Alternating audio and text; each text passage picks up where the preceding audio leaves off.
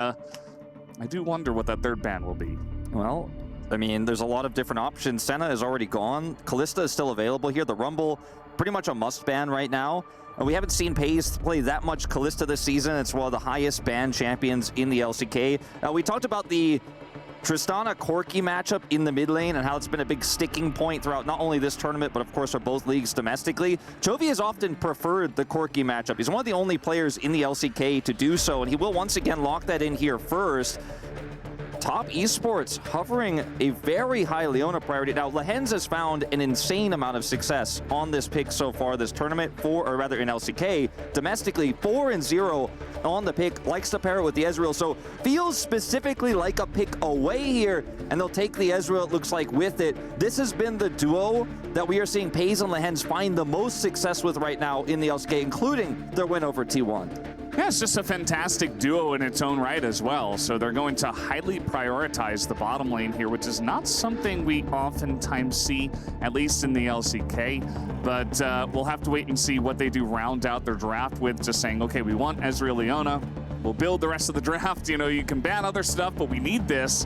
And, you know, it will be interesting to see how it does shake out from there. As with this Corki mid, definitely would not be surprised to see Kennen picking up an AP jungler. Yeah, the Karthus we knew was coming. Yeah, we wanted it is Karthus. You and I both knew very likely it was going to be the Karthus in this game. It's one of his old favorites. He was the first player to bring it back in the LCK a few seasons ago, and then, of course, brought it back this season as well. K'Sante coming through now, 369 with a potential hover of an old counter pick in the Gwen, but I think showing that a bit early here. The Tristana is basically a must lock in right now. You would never get the opportunity to grab it in that second phase. It would absolutely be banned away. So the opt-in here to 80 carry in the bottom side. Paislehen still leaving this one a little bit open-ended. Ezreal is gone. The Zeri is now taken away. We might just see a Callista lane here, but you have to consider the Ziggs as well. There's so much upfront burst damage with the Ziggs, even though you have the AP jungle damage coming through from the Karthus. You can just throw in his combo, toss a bomb, press that Karthus ult, and blow somebody up. The Tristana, the Ezreal, they won't be safe. So I think that's another ban that Top Esports should consider. It's a really good call because generally you would never want to stack both Karthus and Ziggs, but when you are stacking so many squishies in this meta, so many marksmen, so many things that don't build magic resist, or if they do, it's one item, right? And then you can build penetration on Karthus, on Ziggs, you can get there and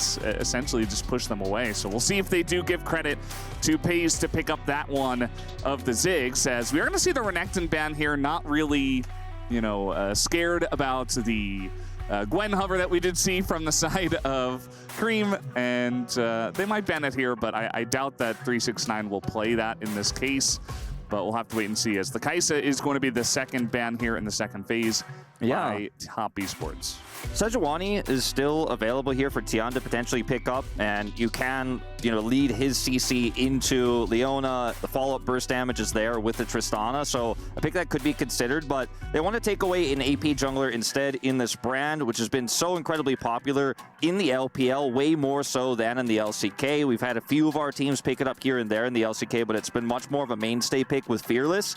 And Mordekaiser, a little bit of a hover here into the K'Sante. This has been more of an answer to the Skarner as of late, but 369 gonna pick it up right away.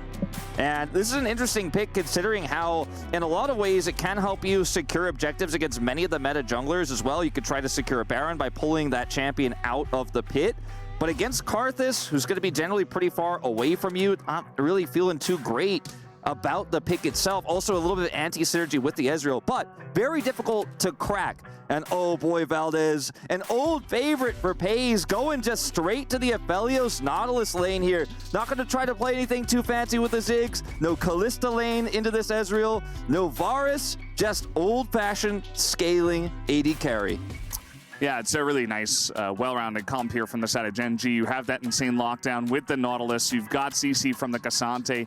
That's essentially it when it does come to crowd control, but you have two top picks in those. As we're hovering in Ivern, and it is going to be locked in. You've got 280 carries.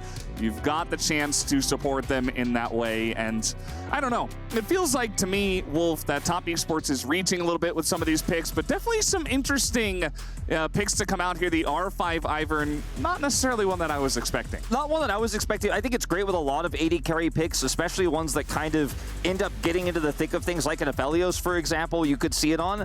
It is going to be pretty good for Tristana. That is where Ivern first cropped up when we did have the Tristana return to the mid lane. Yeah. But Ivern is also really good into Karthus, I guess, because you can build, you know, shields, you can build redemption, you can build items to deal with him. You've got shields in your own kits. Yeah, I mean, that's actually a counter in the jungle as well. That's what I was going to say. The one thing, too, is it's great for the jungle matchup. And, you know, one of Ivern's biggest weaknesses is facing off against a melee jungler that can actually challenge him in the jungle. Karthus isn't really that type of jungler. It will have a lot of presence in the early game as well. And the bushes can really impact how we're going to see these double 80 carries end up team fighting. But I got to say, this is stock standard, traditional Gen G. Comfort picks pretty much across the board. Even though the Aphelios hasn't been that meta as of late, it's one of PaY's best picks historically. And I've got to give them a huge edge heading into game one. Yeah, it certainly does feel like they kind of just, as you mentioned, went for the stock standard Gen G. We're just going to play our game. We pick blue side. We just kind of take good champs for us and also in the current meta. And we're just going to make it work that way. We're not going to reveal too much. Whereas Top Esports, you know, it does feel like they're reaching a little bit with some of the picks. Reaching, not necessarily a negative term that I'm trying to use here, but definitely trying to go ahead and go outside the meta and look for other choices into what Gen G have drafted in hopes that they can potentially steal a win here from the red side. I am very much looking forward to seeing how it all shakes down here, Valdez. And it does look like we are just about ready to hop onto the Rift here for game number 1. As, you know, the fans have come out once again for this matchup. We saw them yesterday with BLGT1. We got LCK up against LPL in the Gen G versus Top Esports matchup once again here tonight. A lot of Korean fans in the audience, I noticed. You know, taking a little bit of a trip to Riyadh, get to watch some T1 Gen G games. And it is really fun to see, again, traveling fans as well for these teams. And yeah, I mean, there's nothing wrong with Top Esports' comp in isolation. I just feel like it ends up having some big weak points. The Mordekaiser's impact in team fights is going to feel a lot less than what we're going to see from the Cassante. I think the Karthus' ability to help blow up targets is going to be really, really important when we get to the late game. Ivern's shielding will similarly be impactful, but it really just depends on how this comp shakes out, because in terms of engage, they have a bit of a Mordekaiser grab, and otherwise it's just Leona. You know, you can, of course, trigger seed, you can set up some roots with Tian here on this Ivern, but it's a bit opportunistic, so concerned about how that's going to go. On the other hand, Lehens can be a big problem for this Ivern later on when he's trying to secure vision, when he's trying to, you know, look for objective control, because Analyst is just so good at getting on top of this pretty squishy, immobile jungler. Yeah, absolutely. I think the team fights, it's going to be, I think Top Esports, if they can get ahead, you know, set up some brushes, Lehens is going to hook the wall. That's not what you like to see, as he is going to flash away. Not the best play I've ever seen, but he is going to barely get away with it. Does get the flash out of Jackie Love, funnily enough, so I suppose it's worth in the end. Yeah, I mean, I think when you consider how quickly he's going to get his health back here in this early part of the laning phase, still level 1, getting that flash can be pretty huge, as that's going to be on a very long cooldown. PaY's obviously taking a bit of damage in this trade as well, but he's got his Severum, so can get back up to full health pretty quickly with his Doran's Blade. But at the end of the day, feels like a pretty big win here for Gen G, even though the health trade was positive for top. Yeah, definitely does feel that way. It was, I think, very strange that Jackie Love was trying to punish in that hard of a way with the flash himself. But, hey, we'll see if Gen G can actually get something out of it. Can be hard to punish the Ezreal anyway, as he does, of course, have that Arcane Shift on his E here at level 2. As Tian went for a little bit of a walk into the enemy jungle, tried to see exactly where Canyon was. He comes back into his jungle to clear out his own jungle and get the farms.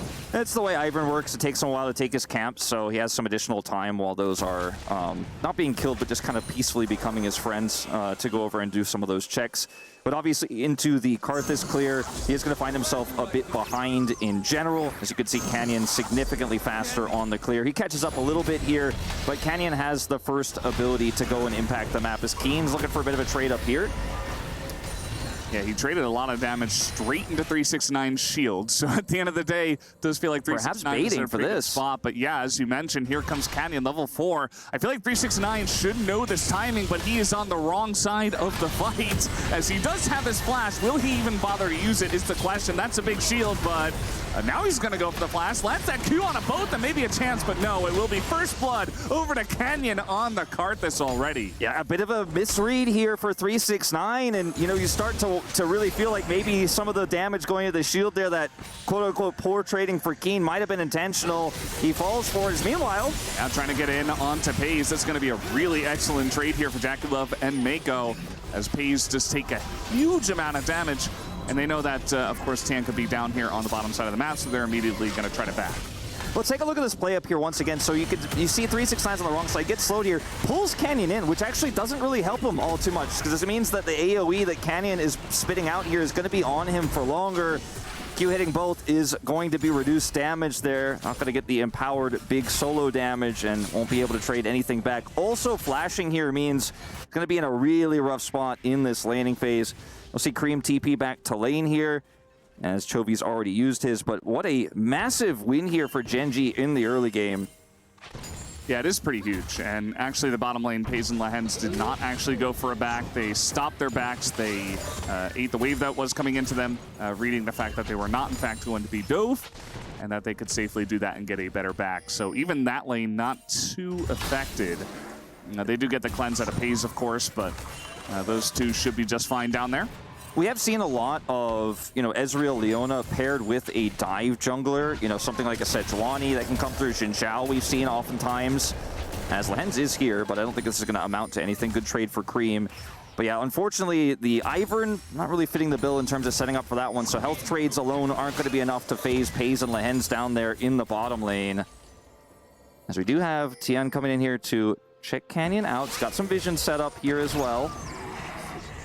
Yeah, and just going to put down a bush, sees Canyon. Canyon's unaffected, just wants to power farm the jungle. After getting that first blood, this Karthus is going to be huge. I was thinking maybe in the draft he would go for the Sejuani in this position, but instead they just wanted that extra damage, and you know, they have an insane amount of AP damage with the Karthus alone, so it does feel nice to get that online early. Yeah, in terms of itemization, we do see a Cull picked up here for Cream as well. So we'll be stacking a big game power spike with that item buy. Canyon, level 5 here, going to come over, level up on Tian for the moment, try to take away one of these grubs, will be successful. Does not have mid prio, so even though he has a 2-level lead here, let's see if he actually wants to commit to this. As Chovy's coming up. I mean, Chovy is coming up. Now they are thinking about just moving away from this one as 369 does come down. Looks like there was a wave into that top turret, and Canyon says, okay, I got my one grub. I'm totally fine with that. Let's go down towards the bottom side of the map. Now, JackeyLove and Mako do have a presence in this bottom river, but in the 3v2 should go the way of GENG.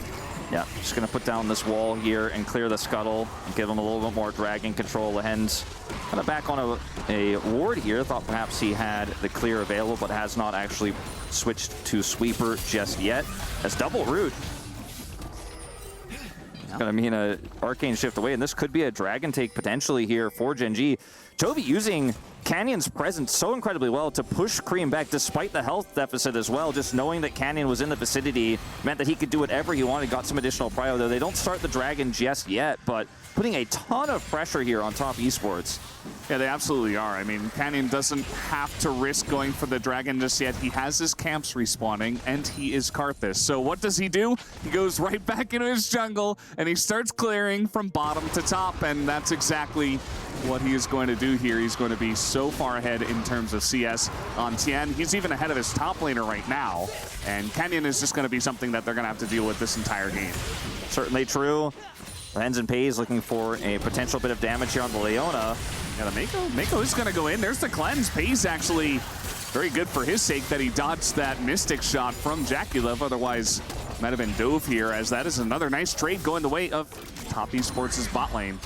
Ooh, close call there.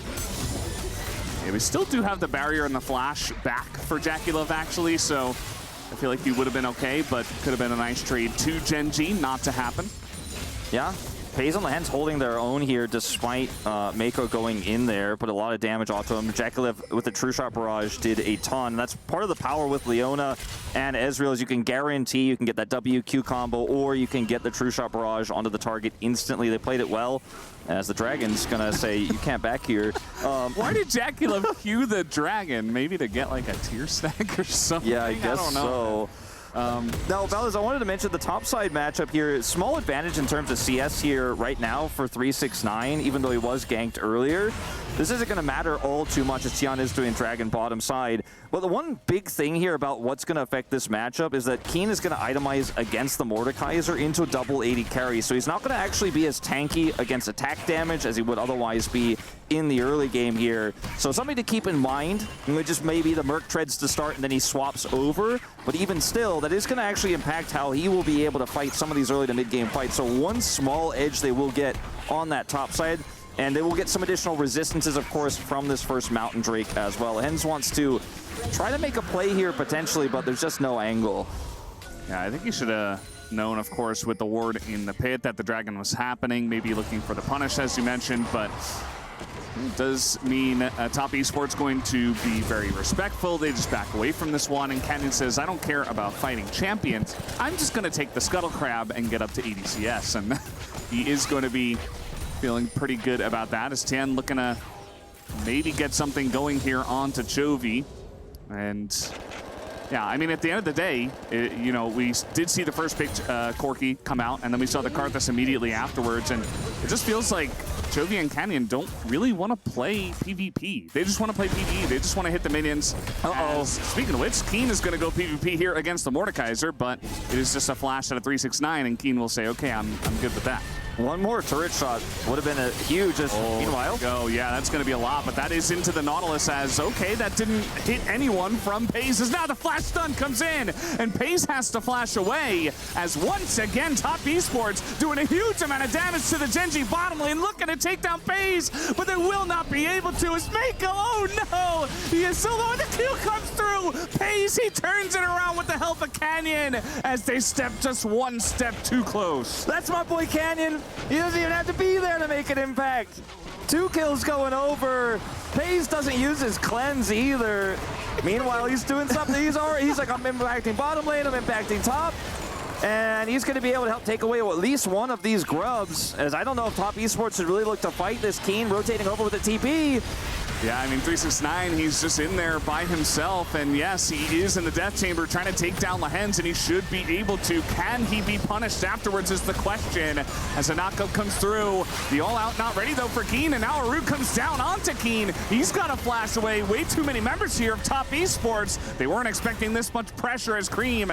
He's like, oh, yeah, that's Cassante. I'm not going to be able to kill him, but it is Top Esports that get a minor win here in the top river. So they're looking for a bit more, actually. Mako going in once again, making a huge impact on this first pick, Leona.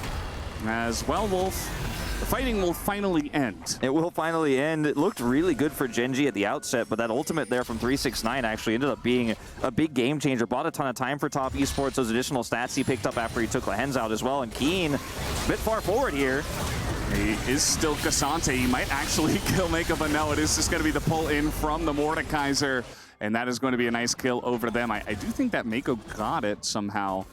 But either way, still going to be a nice kill for Top Esports in the top lane. Yeah, it looks like maybe an Ignite tick is what actually ends up securing the kill here. Paze and Lehens, though, full control over bottom side with that roam from Mako, punishing Jakulev. So while they gain something top, the kill goes to Mako, as you mentioned, and they end up losing plates and farm bottom side as Ezreal is just denied until we see the rotation over.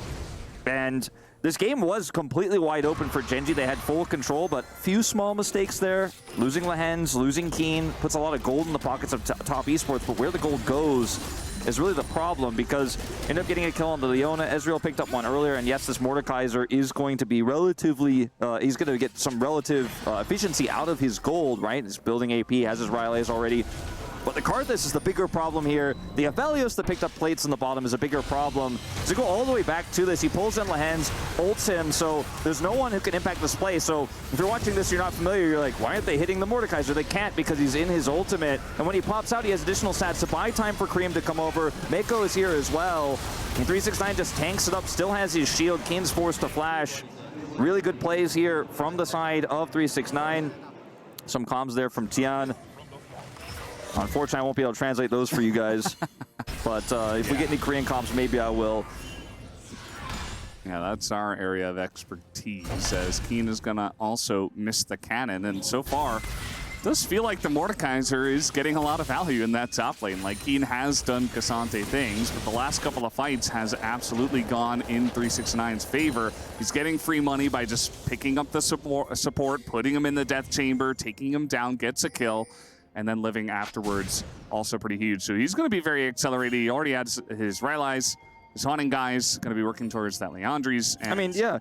It's going to be huge. If you consider all of the gold lead here is really just Canyon, like 2,000 gold is the advantage for this Karthus. You know, he's farmed massively more than Tian has so far, and he picked up those 2 kills earlier. That's where that gold lead comes from. The game is a lot closer than what you might just see on the gold graph, in fact, but we'll see how much of an impact Canyon can make here. Has his Leandri's for this fight. As Pays is not here, trying to get over here as fast as he can, but advantage to Top Esports for the moment. Yeah, they are struggling to actually enter the river. A bit of poke does come out from both Canyon and Chovy. But once they do get into the river, Top Esports as a 5-man unit are going to be very confident to try to take this over. Now, Pays is pushing mid. He'll get some mid prio here for the team. But it does look like GENG don't want to fight over the Rift Herald. They say, okay, you can take it, and that should be a win over at Top Esports. And in these types of moments, too, if you don't have the control of that choke point, if you don't have the ability to set up some damage, Canyon isn't going to be able to do a whole lot unless he has, you know, again, the ability to get forward and poke, but there's just so many ways to shut him down, burst him down when you don't have that advantage. Your Felios isn't quite online yet. He was late to the party, decides to go mid. They will grab that Hextech Dragon. It is going to be an Ocean Soul here for this first game, which does feel quite good for both teams if they could pick this one up. Turret, though, is going to go down here quickly, and this is why I'm on the Tristana side of the Tristana Corki, how quickly she can blow these up. Now, in return, Chovy will get it done by himself, had a bigger wave down there in the matchup against the Mordekaiser. Not much 369 could have done to defend. Pays getting a lot of free farm here in the mid lane as we reset. And the question becomes, when will Tian make a big impact in this game? Because otherwise he's kind of half-heartedly been able to farm, has been able to help a little bit in terms of the vision game, but it's been Canyon who's made the much larger impact on the map. Yeah, honestly though, I mean, it does feel like he is just very reactive, very much like a neutralizing pick into the Karthus. He's gonna sit there and wait for Canyon to do something, and then he's like, okay, I'll press my redemption. I'll press my trigger seat onto someone. They'll take less damage. Let me try to neutralize Canyon, and, you know, when you consider that, yes, Canyon is miles ahead in terms of farm, but also Tian's able to do a lot with the little that he does have, and he will also be able to support those 80 carries as Chovy's just going to TP to the top lane. He says, you know, there's no minions here, so I might as well go top, and there is nobody top for Top Esports currently. Yeah, I might have to use 2 TPs to try to make this play, but it is a really good macro read here from GENG, getting some additional damage done. Herald's going to be dropped, and Keen probably just going to have to use that second teleport I was mentioning here. If he walks down super slow, as we do have a fight up here. Hens, once again, in the death chamber, has to throw down that death charge, and it is going to delay enough so that 369 won't stick around, knowing that there's a big GENG presence in the top side of the map. But there's still this huge push down on the bottom side for Top Esports. They should be able to get this inner turret unless Keen can do something about it. Yeah, and Keen decides not to teleport to stop the outer push either. No rotation down as they try to make a play topside but fail. So yes, Chovy gets 1 turret, but they get 2 out of the Herald. And they're really keeping this gold dead even. And arguably, you could say that as long as the utility of Tian is utilized properly, they're ahead because the Karthus money is really where all the gold is for GENG. Mordekaiser has an advantage topside. Yes, Pays does have that extra kills worth of gold and some additional farm lead he had picked up earlier in those plates, but this is such an even game. And if GENG continue to make macro choices like this, they will find themselves falling further and further behind. And the read of both of our LPL representatives in terms of macro this tournament has just been phenomenal, despite the loss yesterday.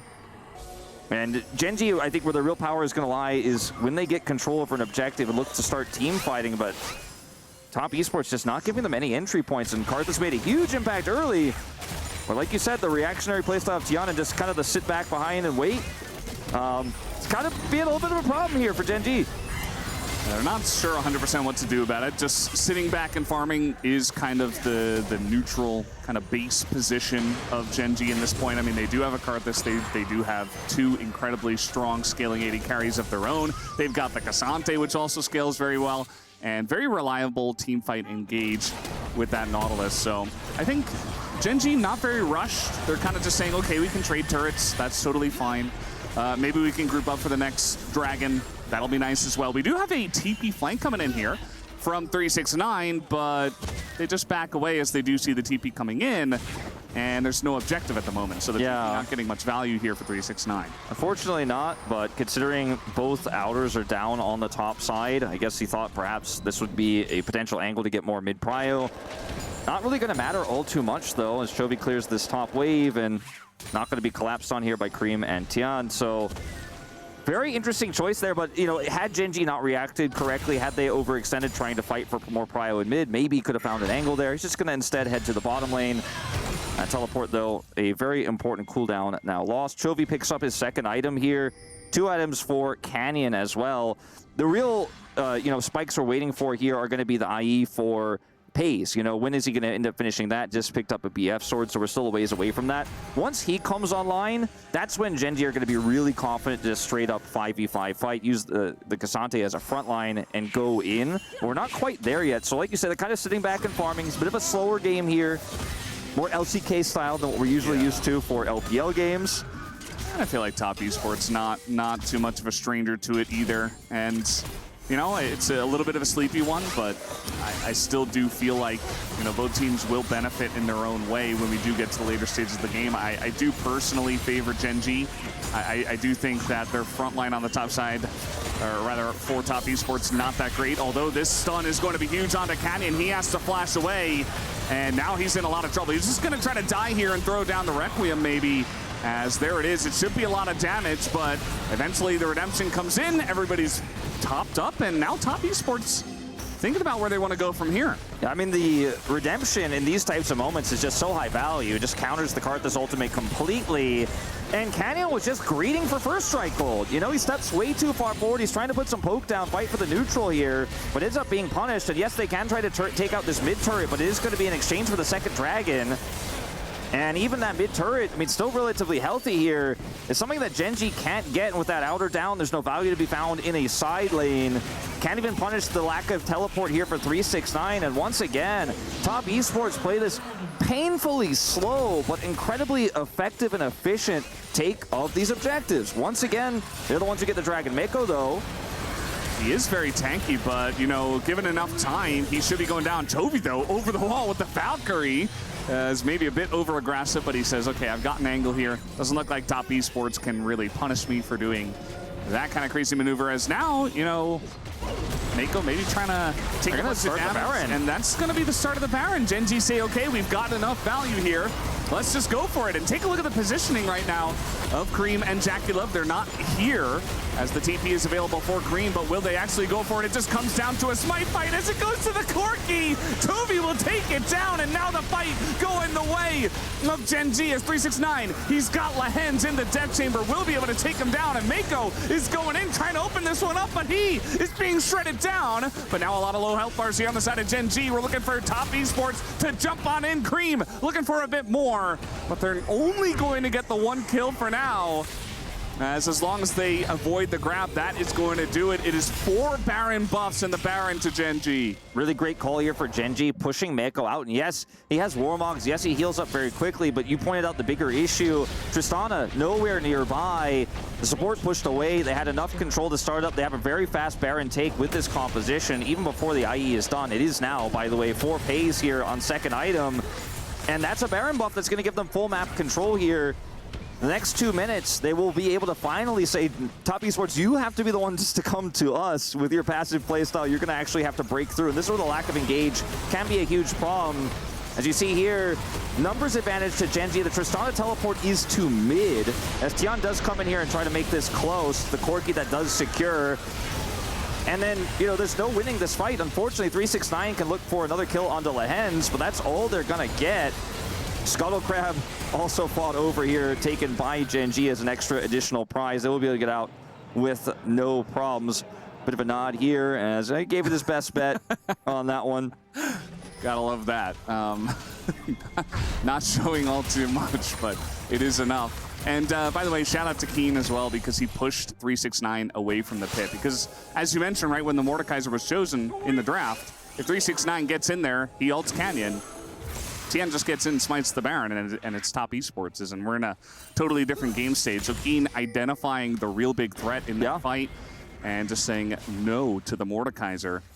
That just pushes him right out of position so that he can't get him in the death chamber. So now, you know, we were in a pretty even game state. There was only the one Dragon that went over to top esports. It's just one Ocean, which is nice, but it's not going to be game breaking. But now GENG looking to get a pretty big power play with this Baron buff. And it's going to be huge, as Cream should be able to ult his way out of this one. But the turret, not long for this world. Chovy is just going to shred through it here with these Baron-empowered minions. And, you know, the 4-1 is quite strong here for GENG.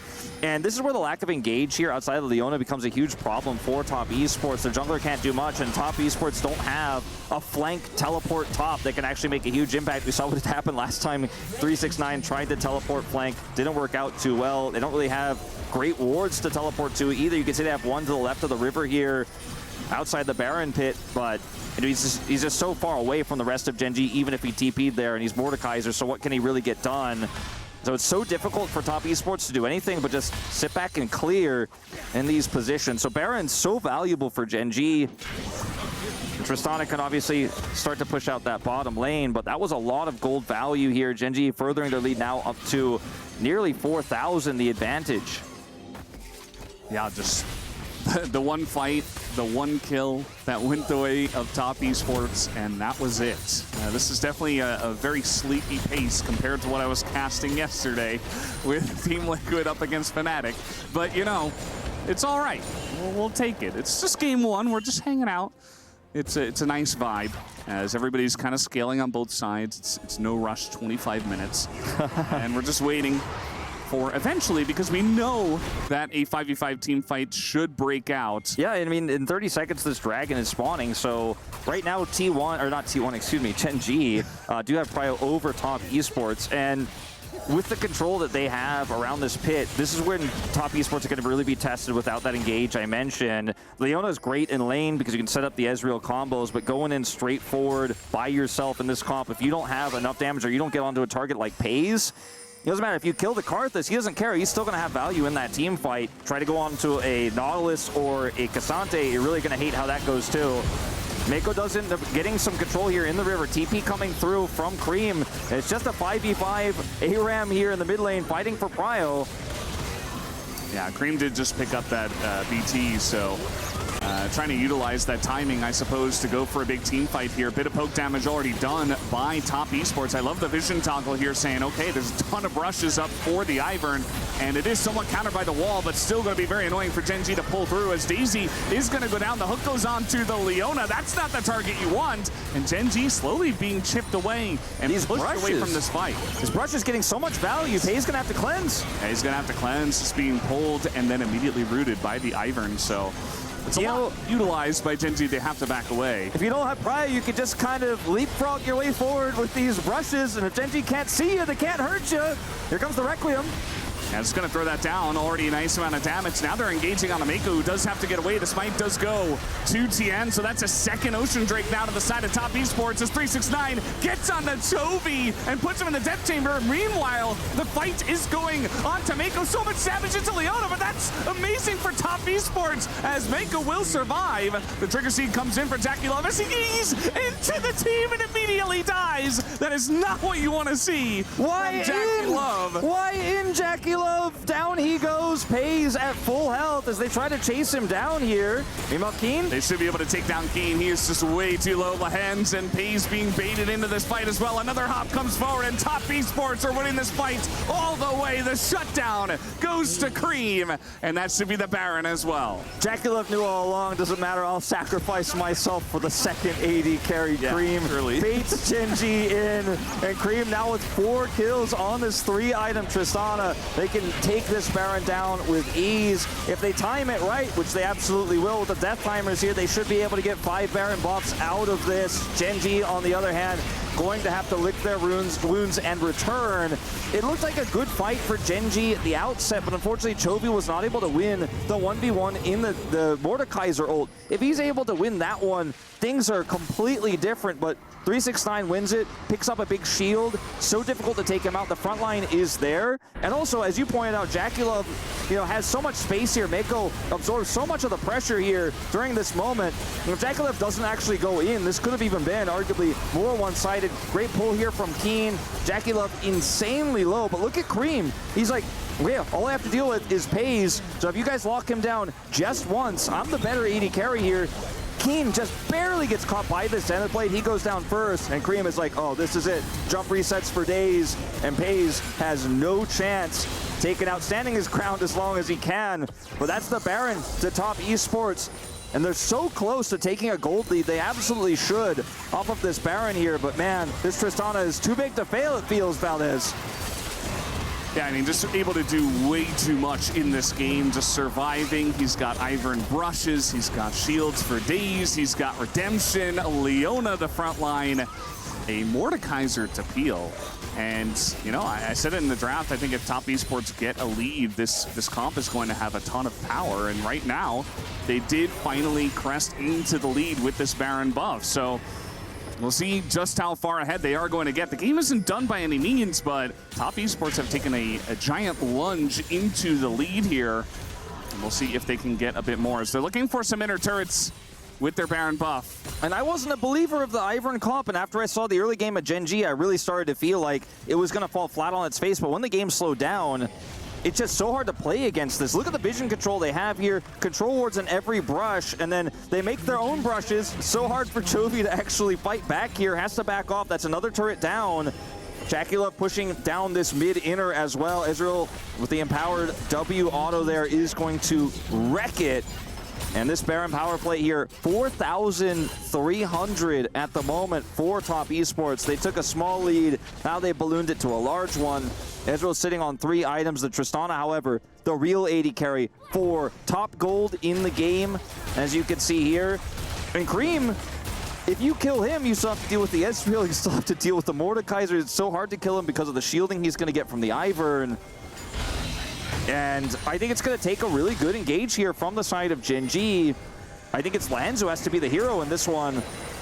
But one pick onto an AD carry, like you said, is just not enough. Yeah, and right now, top esports trying to collapse here onto Keen, who is quite tanky.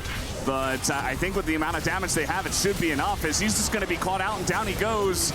And top esports getting so much value out of this Baron buff. Still 5 seconds left. Looking to push in, and we have the Ocean Drake. It's the Ocean Soul available for top esports in 45 seconds.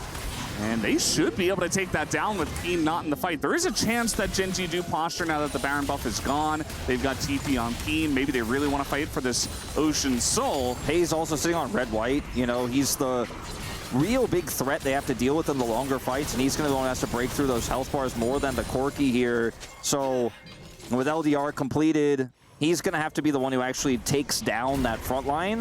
The Mordekaiser and the Leona, namely, as Keen caught out here. This is just, unfortunately for Keen, a step too far forward, trying to set up for his team to maybe go in and collapse there and punish the side of top esports. Ends up being a big fail there, though. Respawning here shortly with teleport. I mean, look at the vision control. Like, we can't even see it. GENG can't even see the brushes. But now they're like, okay, well, we got this part. How about the next part? As they put down a wall, that's really going to help. But eventually that does go away, as they're just being poked out all the while. They can't get into this one. It's Ocean Soul over to the side of top esports. They get the flash out of Canyon as well. Mako will definitely trade that flash. And top esports, once again, it's 2,000 gold, but an Ocean Soul into this from the poke, from the Karthus, the Corki, even the Aphelios is going to have huge value. Top esports have invested so much into control wards this game. You can see them all over the map during the setup for these objectives. It forces GENG to buy their own, to clear forward through brushes. And look at the damage here onto this turret. They're looking for an inhibitor. Look, level 18 Tristana, and so safely take this one out. Chovy is going to head back here to help defend, but the damage has been done. Damage has absolutely been done. That is a big wall onto multiple members of top esports, but you can see they're already backing away. They're already disengaging, so it doesn't really matter all too much. And the bot inhibitor down with a minute until Baron is just going to be so much value here for Top Esports. They have total control of the map right now, as this keeps being shown, and it is very important to note that with those Ivern brushes, it is very difficult to see exactly where Top Esports are. We got Daisy. Well, it's a blind hook, and they're going to find Mako. That is a lot of damage into the Leona, as Mako is going to go down. Lahen's a second time going to hook the turret, as now they're looking for a bit more. The Q3 is going to miss. That's the hook onto the Mordekaiser. That's now in the death chamber. Lahen's in a lot of trouble, but you see Joby, the rest of the team trying to get in the back line. It's not going to happen, and this Mordekaiser is insanely huge, as they will also get the Cassante, and that is that front line that they were looking for. Pays is too low. Cream is jumping into the fight. He is jumping into the base, looking for the end of this game, and I think Top Esports will get it right here. I think they absolutely will. A dominant performance here. Requiem will delay the inevitable. Not even. Toby trying to do his best to clear this wave here. Cannon still alive. Good flash. Yeah, he is trying to stay alive. I mean, this wave was not cleared, though, and that is going to be the end of it.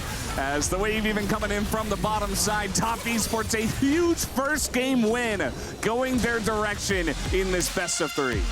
And the beauty of it is how calm they were through a rocky early game. The vision control, the investment in control wards, and constantly keeping GENG on the back foot, making them blind in this first game. We saw those shots of Tian where he just nodded his head, not freaked out. We lost the Baron, doesn't matter. Stay calm, guys. We got this one in the bag, and Top Esports take the lead. That they do. Well, guys, we are done with game number 1. We're going to take a quick break and come back with the